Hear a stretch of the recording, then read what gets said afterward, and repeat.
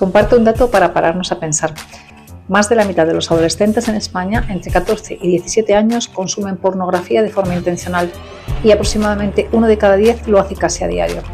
Lo importante no es solo que esto ocurra, sino preguntarnos qué están aprendiendo sobre sexualidad, porque muchos de esos contenidos incluyen violencia sexual normalizada. Bienvenido, bienvenida a este nuevo vídeo de Saca tu Voz, que lleva por título ¿Quién está enseñando sexualidad a los adolescentes? Pornografía y educación sexual.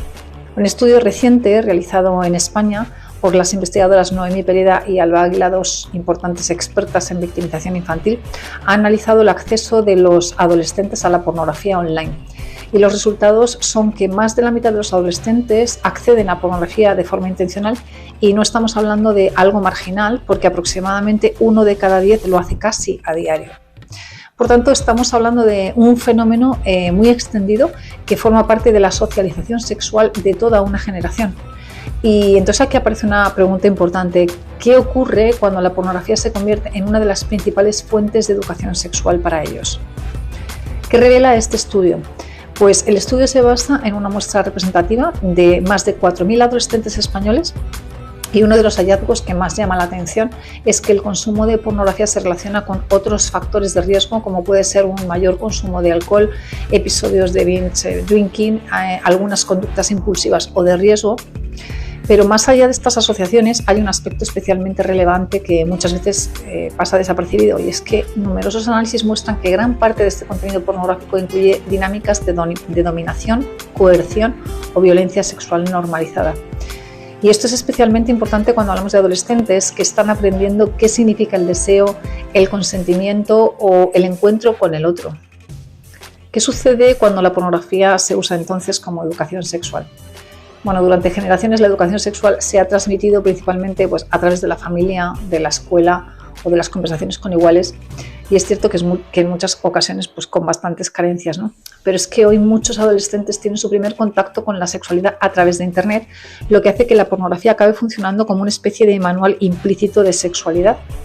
Y es un manual que transmite mensajes muy concretos de que el deseo masculino es central, el cuerpo femenino está disponible, la intensidad se mide muchas veces en términos de dominación, y donde el consentimiento no siempre aparece de una forma clara.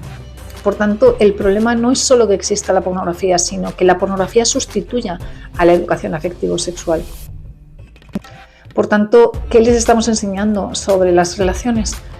La adolescencia es una etapa en la que las personas empiezan a construir su forma de relacionarse con el deseo, con el cuerpo y con la intimidad.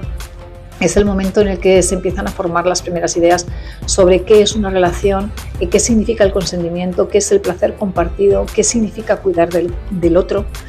Si gran parte de este aprendizaje proviene de los contenidos en los que la violencia o la dominación aparecen normalizadas, es muy fácil que esas dinámicas se integren como parte del imaginario sexual de ellos, ¿no? Y no es porque los adolescentes quieran dañar a nadie, sino porque es el lenguaje que han aprendido. Entonces podemos preguntarnos qué necesitamos como sociedad. Bueno, este estudio no pretende demonizar a los adolescentes ni generar alarma moral. Lo que pone sobre la mesa es algo mucho más importante. Nos recuerda que la educación afectivo-sexual no puede quedar en manos de Internet.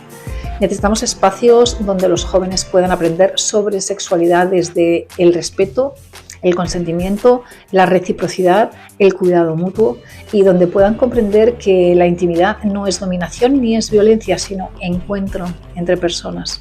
Si queremos prevenir la violencia sexual, no basta con intervenir cuando el daño ya se ha producido. También necesitamos preguntarnos qué modelos de sexualidad están aprendiendo las nuevas generaciones, porque la forma en que una sociedad habla de la sexualidad, la muestra o la enseña, también construye las relaciones del futuro.